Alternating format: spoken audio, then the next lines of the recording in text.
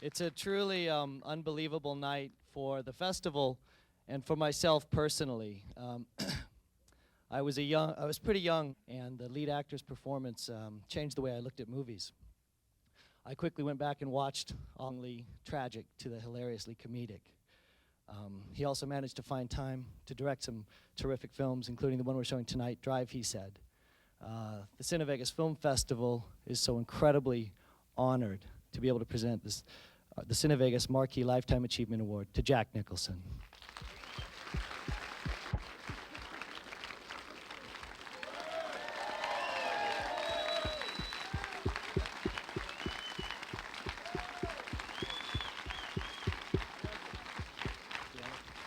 Dennis Hopper.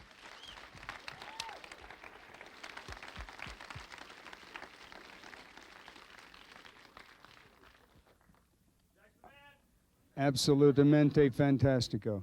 He is the man. He is the man. Now, we both drank. and was playing a drum. And very simply, the reason I'm honoring this man is because the identity as Dennis Hopper that you think about would not be here at all, because he's the man that allowed me to make Easy Rider. And that's a reality. Need I say no more about that? So to honor him as a friend and as a man is a great, great privilege for me. And he made this festival really happen this year, the possibility of him actually coming here. And I can't thank you enough, my friend. And as I told him, this is more for me than it is for him, so he understands. Thank you, man. They gave it to me. Thank you. Is this thing on? Yes. Well, Dennis got me to come because he said there was absolutely no speeches to be made. And until I walked in here, I wasn't sure, because of the nature of the man, that it wasn't some kind of a joke or a strange thing. But I understand the movie you're going to see tonight is Drive, he said, so I'd like to give you a little context, because a lot of my past is here.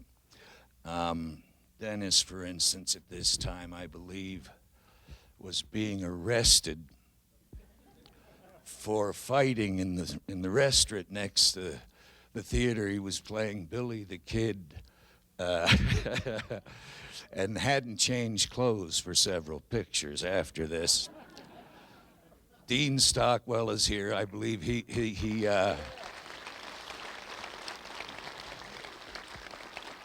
Dean, along with Wallace Berman and a few of California's great painters at this time, had his art show raided by the FBI because he was using money as collages in his work at that time.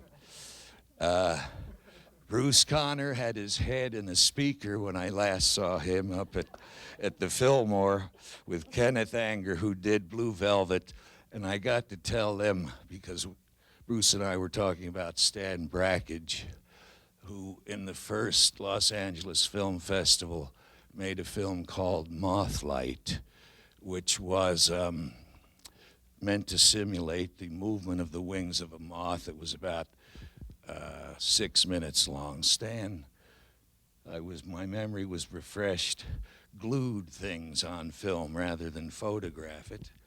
And we're a grisly bunch. So when I was talking to Bruce about how Stan had actually died from the films that he made because he had started painting on film instead of photographing, and he licked the brush. And I guess I told Bruce that's where the term underground filmmaking comes. It's really,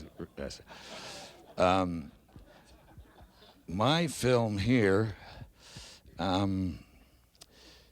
was I was in a student riot. This was the time of that period of time. I can't believe it's over 30 years ago. My producer fled across the border with some of the film, and years after was having to appear under subpoena for the FBI because we had actually filmed the student riot. The footage is in the film. I thought that it would be interesting because we only Oregon University would let us shoot the film, the only one campus in America, and they only asked for one thing: no nude scenes on campus.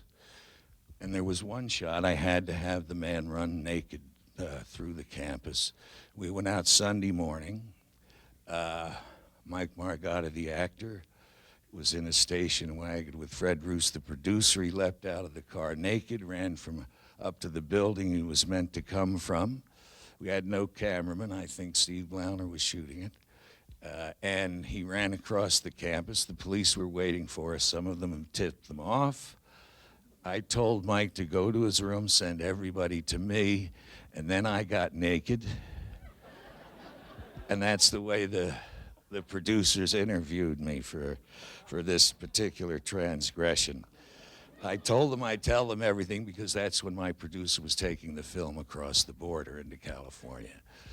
I only say this because, well, you know, without blowing, you know, it's hard to talk about a movie you made without being self-aggrandizing, but this movie I got to make for the same company that made Easy Rider because of its success. And Bert Schneider, who put us all together eventually, as usual, I told him, well, this is a movie I'd like to make, but it can't make a nickel. Of course, I was right. But it's had a life of its own. Some very serious writers have written about it, which is why I brought this up, because what they say is, one guy had been at Harvard with a man that wrote Love Story, and he brought up Drive, he said, out of nowhere. It's not a book about films, he said, because this is sort of what it was really like in this period of time. And I'm very proud of it. It is sort of what it was like. And this is what these guys are like. You know, they're here. They like all this wild stuff. Vegas is the place to do it, and thank you very much for having me.